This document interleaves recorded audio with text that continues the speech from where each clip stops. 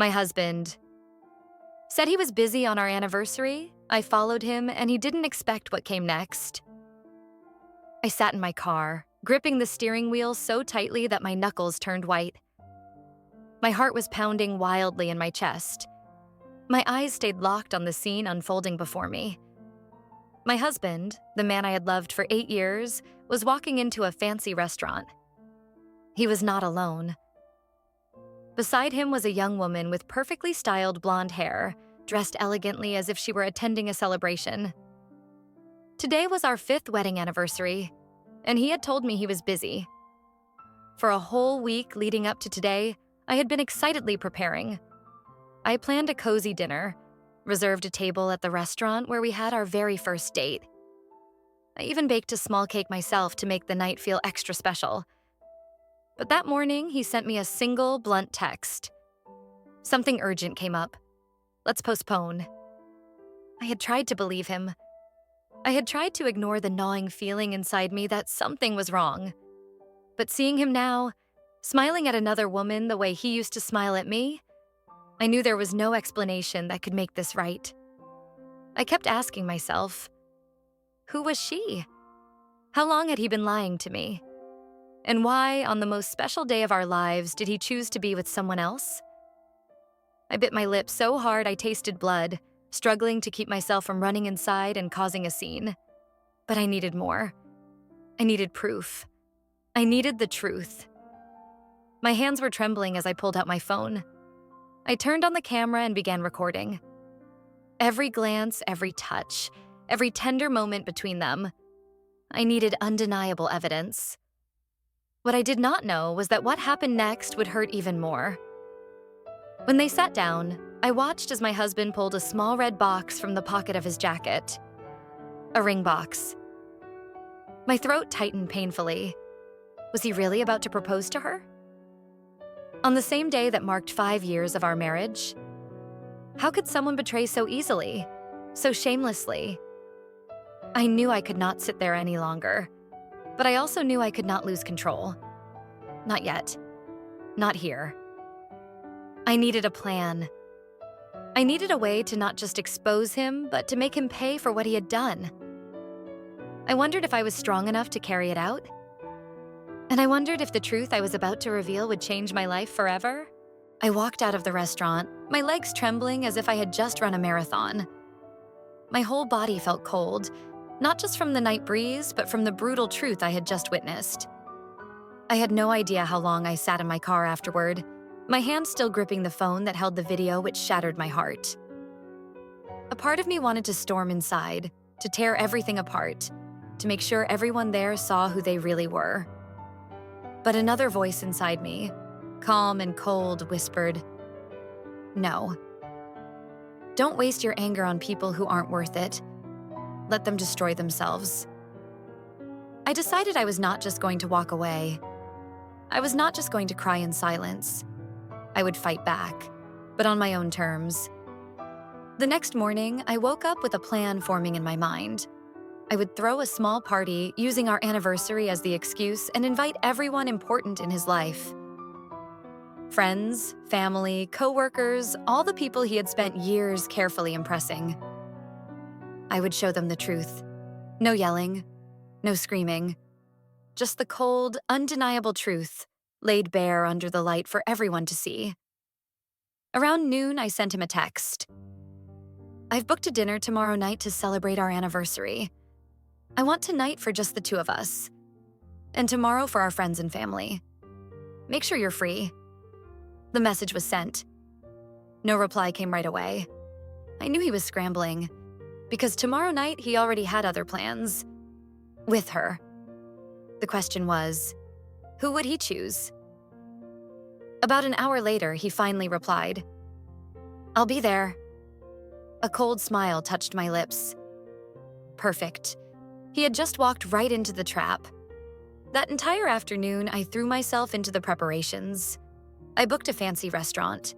I sent out the invitations.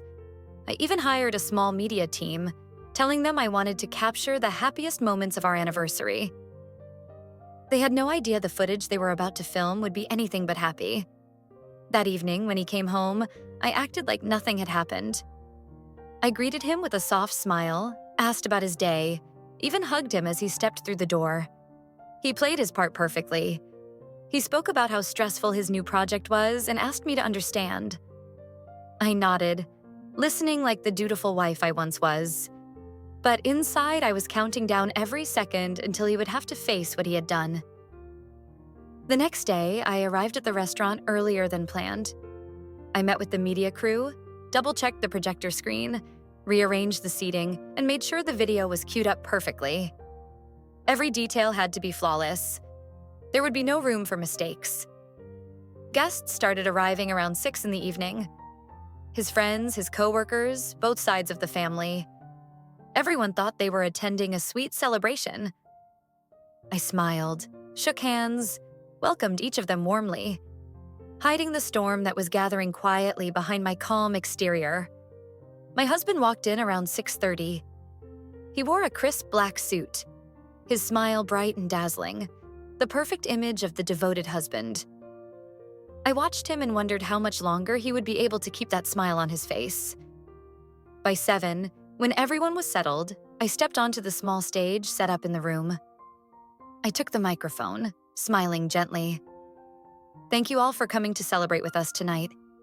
Instead of a long speech, I thought I'd share a short video of a very special moment in our married life. Polite applause echoed around the room. No one suspected a thing. No one was prepared for what they were about to see. The lights dimmed. The big screen flickered to life. The first image appeared. My husband, holding hands with the other woman, walking into the restaurant on the night of our anniversary. For a few seconds, the entire room was silent. Then came the whispers, the gasps, the stunned, horrified looks. As the video continued, showing them exchanging lingering glances, brushing hands, nearly kissing. I heard the sharp intakes of breath and the murmurs spreading through the room. My husband stood frozen in the middle of it all, his face draining of color.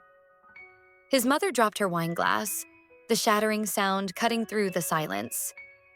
One of his closest friends turned to me, his eyes filled with an unmistakable sadness. When the video ended, the room was so silent I could hear my own heartbeat. I took a deep breath, smiled faintly, and said, "Thank you all for joining us tonight. And to my beloved husband, I wish you and your new partner all the happiness in the world." No one clapped. No one smiled. No one could salvage what he had lost. I walked out of the restaurant amid the buzz of whispered conversations, leaving him standing there, alone, under the weight of every judging eye in the room. This wasn't just a betrayal against me. It was a betrayal against everyone who had ever trusted him. And now, he had lost it all. His reputation, his friends, his career, his family. The very next day, I filed for divorce. No tears, no hesitation. I sent the video to my lawyer. Everything moved quickly and cleanly. He tried to call, he sent texts. He even showed up at my door, begging for forgiveness. But to me, he had died the moment he chose someone else over me. I was no longer the weak wife who forgave every mistake. I had become a woman who knew her worth. 1 year later, I was running my own small design company. I no longer had to ask for permission to chase my dreams. I had built my life back up from the ashes, standing tall on my own 2 feet. And the most beautiful part was, I had learned to never again let anyone else decide my worth. The first days after the divorce felt like walking through a dense fog. There was no light ahead. There was no clear path. Only the quiet, weary sound of my own footsteps and the endless, unanswered questions echoing inside my mind. I kept asking myself, how many years had I wasted on someone who never deserved them? Could I really start over from nothing? Would this wound ever truly heal?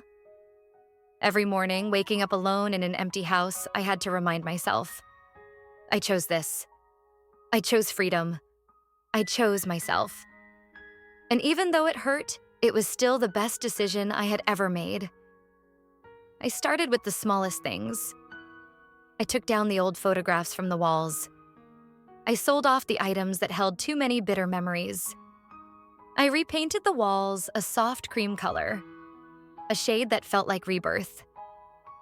Every small change I made in the house mirrored a small change within me. Little by little, I was wiping away the past and redrawing my life. I decided to return to an old passion of mine: interior design. Back in college, I had dreamed of opening my own studio. But life, office work, and the weight of being a wife had pushed that dream into a forgotten corner. Now, there was no one to ask for permission, no one to compromise with. There was only me and that long-buried dream waiting to be awakened. I spent a week building my plan. Every day, I taught myself something new about marketing, finance, and how to run a small business. During the day, I worked temporarily at a furniture store to pay my bills. At night, I stayed up designing logos, building my website, and creating my client portfolio. There were nights when exhaustion pinned me to the floor, staring up at the dim ceiling light. I asked myself, was I chasing an illusion? Did I have the strength to keep going? But every time I thought about the contemptuous look in my ex-husband's eyes, every time I remembered him walking into that restaurant with another woman on our anniversary, I tightened my fists and stood back up. I would not let anyone, especially him, define who I was. 3 months after my divorce was finalized, I opened my first design studio. It was small, tucked away in a quiet alley. But to me, it was an entire kingdom. I named it New Dawn Interiors because it felt exactly like that. A new dawn for me. My very first client was an elderly woman who wanted to renovate her old home to welcome her grandson. She looked at me with cautious eyes, worried that I might be too young, too inexperienced. But when I shared my design ideas with her, when I showed her how we could transform her home into a warm, loving space, her eyes softened.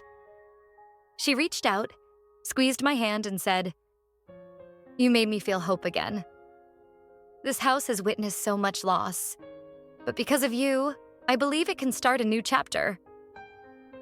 I felt tears gathering in my eyes, not just because she trusted me, but because I realized something. I was not only rebuilding houses, I was rebuilding myself. Word about the young designer with a warm heart spread faster than I could have ever imagined. I did not need flashy ads. Every project I poured my heart into spoke for itself. My clients became my greatest advocates. Within a year, I expanded and opened a second small branch. I hired my first employee, a senior year design student who was full of passion and had her own stories of hurt to overcome. We worked together, building not just a business, but a place where people were heard, trusted, and given a chance. One afternoon, while adjusting a design layout at my desk, my phone rang. I glanced at the screen and saw a name I hadn't thought about in a long time. It was my ex-mother-in-law. I felt surprisingly calm. I picked up the call. She asked how I had been, her voice filled with hesitation. She told me that my ex-husband had lost his job and had been involved in a very public scandal. He had lost his friends, his reputation, and was now struggling just to find work. I did not feel joy.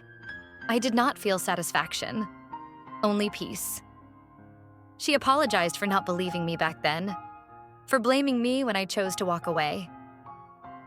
I smiled softly and said, "We all have our own lessons to learn. The important thing is, I found myself." 1 year after I opened my first studio, I appeared on the cover of a local magazine with the headline, "The Woman Who Turned Heartbreak into a Creative Empire." I stood in the middle of my new office, a bright, open space filled with sunlight, lush greenery, design boards pinned to the walls, and a team of young, passionate employees. I knew deep down, I had truly stepped out of the darkness. If someone asked me, I would never pretend that the journey had been easy. I had cried. I had doubted myself. I had wanted to quit more times than I could count. But I kept moving. One step at a time. One heartbreak at a time. One small dream at a time. And it was those trembling steps that led me here, to a life I had built with my own hands. I was no longer the woman sitting in her car, clutching the steering wheel, shattered and lost. I was a woman who could lift her head high, smile at the future, and believe in herself again. No matter who walks away from you, no matter who betrays you, you can always choose to save yourself. You are worthy of a happiness that shines brighter than all the pain you have ever endured. And for me, that will always be the greatest victory of all. One late autumn afternoon, I was sitting in my usual cafe reviewing designs for a new project when a shadow passed by the window and made me freeze. At first, I thought my eyes were playing tricks on me, but when the door opened and he walked in, bringing with him a chill that cut through the warm air, I knew I had not been mistaken. It was him, my ex-husband. He looked thinner, almost fragile. His shirt was wrinkled, his shoes worn down, and his hair a messy tangle as if it had not seen a proper cut in months. The once confident, proud look in his eyes had been replaced by exhaustion and regret. I sat there quietly, sipping my coffee, calm and composed, as if he were just another stranger passing by. He saw me too. For a moment he hesitated, then he walked toward me. "Hey!" His voice was hoarse, weighed down by awkwardness, hope, and a deep well of regret. I gave him a soft smile. I did not stand. I did not rush. "Hello?" The distance between us was no longer measured in feet or inches. It was measured in a long, painful journey of betrayal, heartbreak, healing, and growth. He stumbled over his words. "How have you been?" I lifted my head and looked him straight in the eyes, steady and unwavering. "I'm doing well. Really well. And you?" He gave a strained smile, one filled with shame and bitterness. "Not so good. I lost my job. Things didn't turn out the way I thought they would." I nodded, without pity and without triumph. Life has a way of balancing itself out, doesn't it? He fell silent, his hands clenched at his sides, trying to hide their trembling. I sat there in my crisp white shirt, the late afternoon sun casting a soft golden halo over my hair, radiating a peace and confidence I had never known before. Once he had the chance to stand beside me. Once he held my love, my trust, and everything beautiful I had to give. But he threw it all away, and now all he had left was emptiness. I quietly closed my laptop and stood up. "I wish you all the best." No anger, no resentment. Just a farewell from someone who had stepped out of the past and would never look back. I turned and walked out of the cafe. The last rays of sunlight stretched across the street ahead, gentle and full of promise. Through the misted glass, I caught one last glimpse of him, still standing there, small and alone in a world he once thought he could control. And I kept walking, free, proud, and without a single glance behind. There are moments in life when you realize that the greatest victory is not in seeking revenge against someone else, but in walking out of the darkness and living a life far more radiant than they ever imagined you could. I did not just take back my freedom. I found myself. The strongest, bravest, and most beautiful version of who I was meant to be. If you are walking through your own storms, believe me, the sunrise is waiting just ahead. You just have to keep holding on to yourself.